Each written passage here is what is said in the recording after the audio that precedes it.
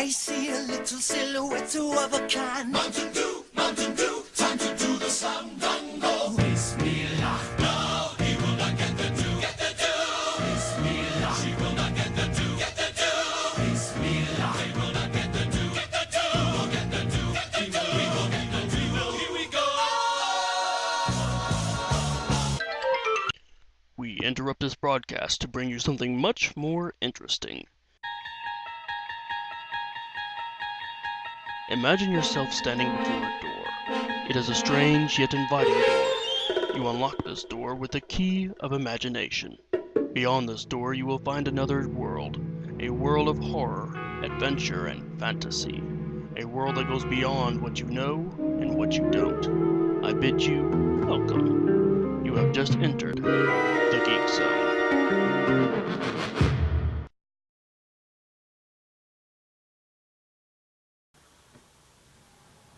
Hey Justin, feeling better? Oh, yeah, much. It's starting to grow back in now. What you doing? Well, when Alpha went haywire and tried to kill me Terminator style, I had to destroy him to keep him from destroying me. But his mind is backed up to you, so all I gotta do is build him a new body, download his mind from you to the new body, and we'll have Alpha back. How long is this gonna take? Why? You have a show to do. Oh, I had forgotten about that. Well, don't we have that one episode in reserve? Yeah. Well, use that one. Okie dokie. Lazy bum. What was that? Oh, nothing? I didn't think so. 1942 is a vertical scrolling shoot-'em-up made by Capcom that was released for the arcade in 1984. It was the first game in the 19XX series, followed by 1943, The Battle of Midway. 1942 is set in the Pacific Theater of World War II. Despite the game being created by a Japanese company and staff, the goal is to reach Tokyo and destroy the entire Japanese air fleet. This way, the game is historically correct. The player pilots a plane dubbed the Super Ace, but its appearance is clearly that of a Lockheed P-38 Lightning. The player has to shoot down enemy planes. To avoid enemy fire, the player can perform a roll or a loop-de-loop. The game was later ported to the NES, developed by Micronix, MSX, NEC PC-8801, Windows Mobile Professional, and Game Boy Color.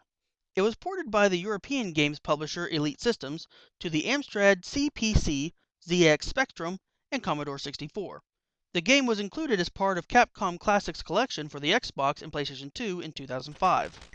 Martin Bedard of Saint-Lazare, Quebec, Canada, holds the record for this game with 13,360,960 points on November 19, 2006.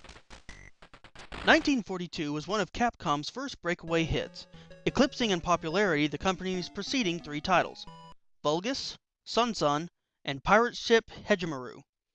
While not as popular as some of Capcom's series that would debut later in the 1980s, Street Fighter and Mega Man in particular, 1942 would become one of Capcom's hallmark games throughout the arcade era. Although not the first game to receive a sequel, with Pirate Hegemuru receiving a Japan-only console semi-sequel, Hegemuru Makajima, in April 1987, 1942 was the first Capcom title to spawn a successful series of sequels, with 5 titles in the 19XX line released from 1987 to 2000. Additionally, many of Capcom's other vertical shooters featured very similar gameplay to the series, such as Varth, Operation Thunderstorm. 1942's longevity has shown through in many re-releases since its introduction, particularly in Capcom's Generation 1 for the PlayStation and Saturn consoles. It was recently featured in the Capcom Classic Collections for the PlayStation 2 and Xbox, as well as Capcom Classics Collection Reloaded for the PlayStation Portable. 1942 Joint Strike is available for Xbox Live Arcade and the PlayStation Network. The Xbox Live Arcade version was released on July 23, 2008, while the PlayStation Network version was released on July 24, 2008. Now you know a little history, let's get into the actual gameplay. Controls are simplistic and easy to use. Up, down, left, and right do as their name implies.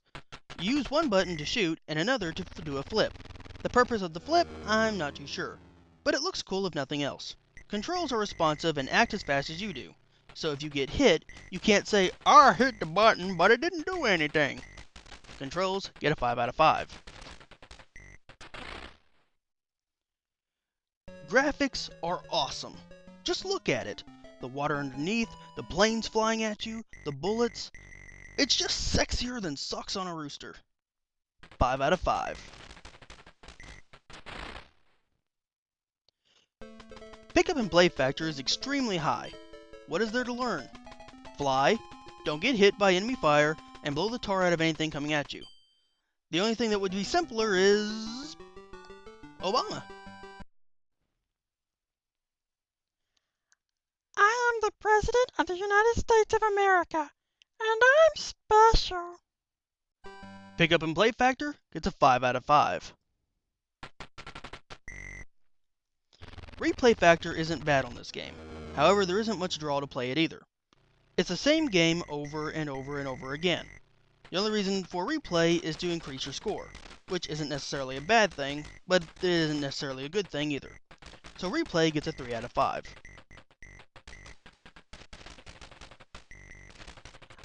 I give sound in this game a 3 out of 5. Why, you ask? Well, the sound, it lacks luster. It is as if they spent all their time on the graphics and forgot about the sound. Kinda like if you take someone awesome like Chuck Norris, increase good looks tenfold, and remove 3/4 of his brain. What do you get? Let me assert my firm belief that we are all reincarnations of alien ghost thingy-madooders.